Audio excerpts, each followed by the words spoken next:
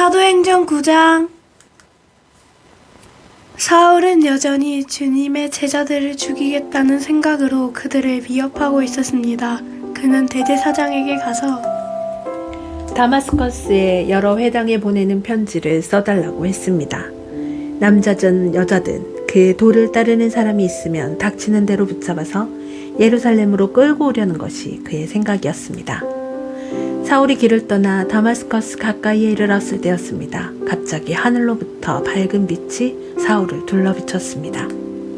사울은 땅에 엎드렸습니다. 그때 사울아, 사울아, 네가 왜 나를 박해하느냐 하는 소리가 뚜렷이 들렸습니다. 사울은 주님은 누구십니까? 라고 물었습니다. 나는 네가 박해하는 예수다. 일어나 성으로 들어가거라. 네가 해야 할 일을 일러줄 사람이 있을 것이다. 라는 목소리가 들렸습니다. 사울과 함께 길을 가던 사람들은 무슨 소리가 나는 것 같은데 아무것도 보이지 않으므로 깜짝 놀라 말도 못하고 가만히 서 있었습니다. 사울은 땅에서 일어나 눈을 떴으나 아무것도 볼 수 없었습니다. 그래서 사울과 함께 있던 사람들이 그의 손을 잡고 다마스커스로 데려갔습니다. 사울은 3일 동안 앞을 보지 못했으며 먹지도 마시지도 않았습니다. 다마스커스에 아나니아라는 어떤 제자가 살고 있었습니다. 주님께서 환상 중에 아나니아야 하고 부르셨습니다. 아나니아는 주님, 제가 여기 있습니다 라고 대답했습니다. 주님께서 아나니아에게 말씀하셨습니다. 일어나 고든 길이라고 하는 거리로 가거라. 그리고 유다의 집에서 사울이라는 다소 사람을 찾아라. 그가 지금 거기서 기도하고 있다. 그가 환상 속에서 아나니아라는 사람이 찾아와 그에게 손을 얹어서 그의 시력이 회복되는 것을 보았다. 아나니아가 대답했습니다. 주님, 제가 많은 사람들에게서 그 사람에 관한 소문을 들었는데 그가 예루살렘에 있는 주님의 성도들에게 많은 해를 입혔다고 합니다. 그리고 그 사람은 대제사장들에게 주님의 이름을 믿는 모든 사람들을 잡아갈 수 있는 권한을 받아가지고 이곳에 왔다고 합니다. 그러나 주님께서 아나니아에게 말씀하셨습니다. 가거라. 그는 이방 사람들과 여러 왕들과 이스라엘 백성 앞에서 나의 이름을 전하도록 선택된 나의 도구이다. 그가 내 이름을 위해 얼마나 많은 고난을 당해야 할지를 내가 그에게 보여주겠다. 아나니아는 그곳을 떠나 사울이 있는 집으로 가서 사울에게 손을 얹고 말했습니다. 사울 형제여, 그대가 이리로 오는 길에 나타나셨던 주 예수님께서 나를 보내셨습니다. 예수님께서 나를 보내신 것은 그대의 시력을 다시 회복하고 성령으로 충만하게 하려는 것입니다. 그러자 곧 사울의 눈에서 비닐 같은 것이 떨어져 나가고 사울은 다시 보게 되었습니다. 사울은 일어나 세례를 받았습니다. 그는 음식을 먹고 기운을 되찾았습니다. 사울은 며칠 동안 다마스커스에 있는 제자들과 함께 지냈습니다. 그는 곧바로 회당에서 예수님은 하나님의 아들이다 라고 선포하기 시작했습니다. 사울의 설교를 들은 사람들은 놀라서 물었습니다. 이 사람은 예루살렘에서 예수님을 믿던 사람들을 닥치는 대로 죽이던 사람이 아닙니까? 그가 이곳에 온 것도 제자들을 붙잡아서 대제사장들에게 넘겨주려는 것이 아니었습니까? 그러나 사울은 더욱 힘을 얻어 예수님이 그리스도이신 것을 증명하므로 다마스커스에 사는 유대인들은 당황스러웠습니다. 여러 날이 지난 뒤 유대인들은 사울을 죽이기로 모의하였습니다. 그러나 사울은 그들의 계획을 알게 되었습니다. 그들은 사울을 죽이려고 밤낮으로 성문을 철저히 지켰습니다.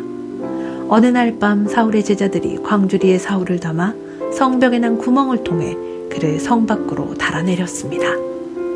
사울은 예루살렘으로 가서 그곳의 제자들과 어울리려 했으나 그들은 사울이 제자가 되었다는 사실을 믿지 못하고 모두 사울을 두려워했습니다. 하지만 바나바는 사울을 데리고 사도들에게로 갔습니다. 바나바는 사도들에게 사울이 길에서 주님을 본 것과 주님께서 사울에게 하신 말씀과 사울이 다마스커스에서 담대하게 예수님의 이름을 전한 일을 이야기해 주었습니다. 이렇게 해서 사울은 제자들과 함께 지내게 되었습니다. 그는 예루살렘을 자유롭게 다니면서 주 예수님의 이름을 담대하게 전했습니다. 사울은 그리스말을 하는 유대인들과 이야기하기도 하고 논쟁을 벌이기도 하였으나 그들은 사울을 죽이려고 했습니다. 형제들이 이 사실을 알고 사울을 가이사랴로 데려다갔다가 다시 다소로 보냈습니다. 그러는 동안 유대와 갈릴리와 사마리아에 있는 교회들의 평화를 되찾았으며 터전을 든든하게 잡았습니다. 교회는 주님을 두려워하며 성령의 위로를 받아 믿는 사람들의 수가 점점 늘어났습니다. 베드로가 여러 지방을 두루 다니다가 루다에 사는 성도들에게까지 가게 되었습니다. 거기서 베드로는 에니아라는 사람을 만났습니다. 에니아는 중풍에 걸려 8년 동안 일어나지 못하고 누워 지내던 사람이었습니다. 베드로가 그에게 에니아여 예수 그리스도께서 그대를 고쳐주실 것이요 일어나 자리를 정돈하십시오라고 말했습니다. 그러자 에니아가 곧 자리에서 일어났습니다. 루다와 사론에 사는 모든 사람들이 그를 보고 주님께로 돌아왔습니다. 요바에 다비다라는 여제자가 있었습니다. 그 이름은 그리스어로 하면 도르가인데 그 뜻은 사슴입니다. 다비다는 언제나 착한 일을 하고 가난한 사람들을 돕는 일에 힘썼습니다. 베드로가 루다에 머물고 있는 동안 다비다가 병이 들어 죽고 말았습니다. 사람들은 다비다의 시신을 씻어 다락방에 두었습니다. 루다는 요바에서 가까운 곳이 있었습니다. 요바에 사는 제자들이 베드로가 루다에 있다는 말을 듣고 두 사람을 베드로에게로 보내어 속히 와달라고 부탁을 했습니다. 베드로가 일어나 그들과 함께 요바로 갔습니다. 베드로가 그곳에 이르자 사람들이 그를 다락방으로 안내했습니다. 과부들은 베드로의 곁에 서서 울며 도르가가 살아있을 때 만든 여러 옷가지들을 베드로에게 보여주었습니다. 베드로는 사람들을 모두 내보낸 뒤에 무릎을 꿇고 기도했습니다. 그리고 나서 시신을 향해 몸을 돌려 다비다여 일어나시오라고 말했습니다. 그러자 다비다가 눈을 떠서 베드로를 보더니 일어나 앉았습니다. 베드로가 손을 내밀어 다비다를 일으키고 성도들과 가부들을 불러서 다비다가 살아난 것을 보여주었습니다. 이 소식이 요빠 전체에 알려지자 많은 사람이 주님을 믿었습니다.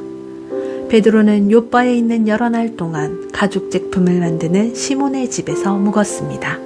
아멘.